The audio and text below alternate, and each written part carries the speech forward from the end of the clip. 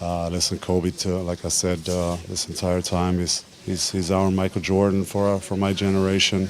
He's one of the best to ever lace him up, and it's been a pleasure and an honor to compete against him basically almost my entire career.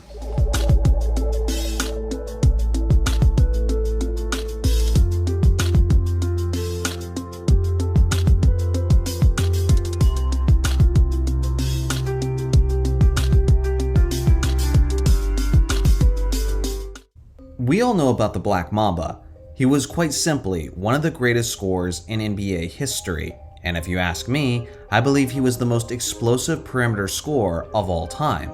When the Mamba got hot, it seemed like anything was possible. Obviously, we all know about his incredible 81-point performance against the Toronto Raptors on January 22, 2006. But I would argue that he had an even more impressive performance just 1 month earlier. You guys all know the game I'm talking about, but I honestly think that most of you don't grasp how remarkable it truly was. On December 20th, 2005, Kobe Bryant dropped 62 points on the Dallas Mavericks in a 112-90 victory. This wasn't just one of the greatest performances in NBA history, but it could have been the greatest performance the game of basketball has ever seen. That might sound crazy to some of you, but once you hear the context, I think it will make a lot of sense. You see, Kobe scored 62 points on 58% shooting in just 3 quarters of play. Now there have been other great scoring performances through 3 quarters, where the player didn't even play in the 4th, like Klay Thompson in 2016, where he scores 60 points in only 3 quarters against the Indiana Pacers. Or how about James Harden in 2019, where he scored 60 points in 3 quarters against the Atlanta Hawks? The thing that separates Kobe's performance, though, was the fact that he outscored the entire Dallas Mavericks team through 3 quarters of play, 62-61.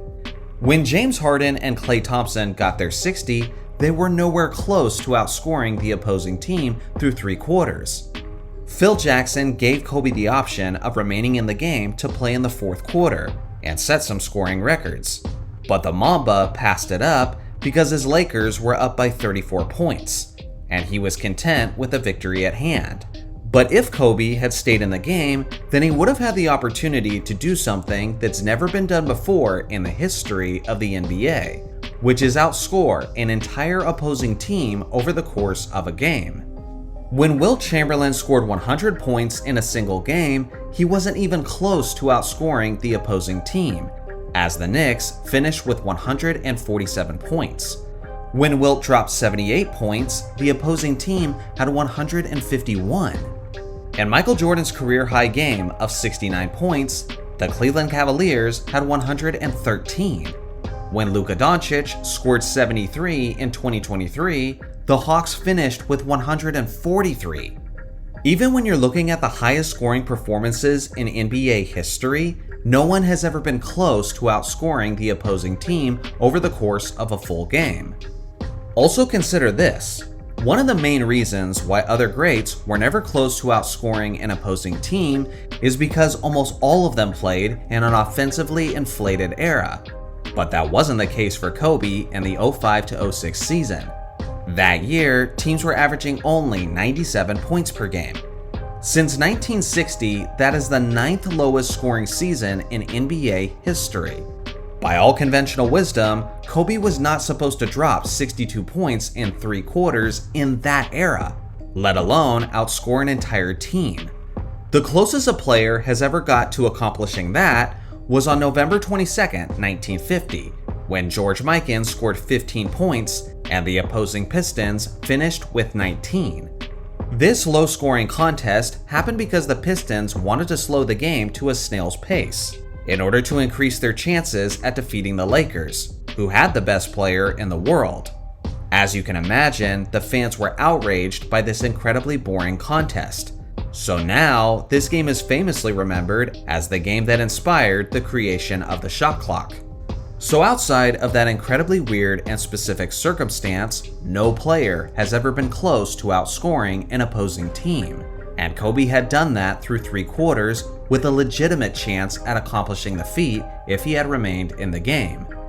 One thing about Kobe is whenever he had an all-time great scoring game, his production would almost always increase as it got later into the contest. In the 81-point game against the Raptors, he scored 28 points in the fourth quarter alone. In the 62-point game against the Mavericks, he scored 30 points in the third quarter alone. When Kobe scored 52 points against the Jazz in just 3 quarters, 30 of those points came in the third quarter alone. It is very possible that the Mamba could have scored as many points as he needed to in order to outscore the Mavericks in the fourth quarter as well, especially considering how the Mavericks were deflated at that point and had nothing to aspire towards. Then you have to consider the strength of the competition. It would arguably be the greatest performance ever if Kobe outscored any single team in the 05-06 season. But the fact that it was against the Dallas Mavericks makes it a level of excellence that is difficult to even fathom. This Mavericks team was 7th in the league that season in points allowed. Beyond that, they made it all the way to the NBA Finals that year. Kobe wasn't taking advantage of some lottery-bound franchise, but he was legitimately torching one of the select few best teams in the entire league.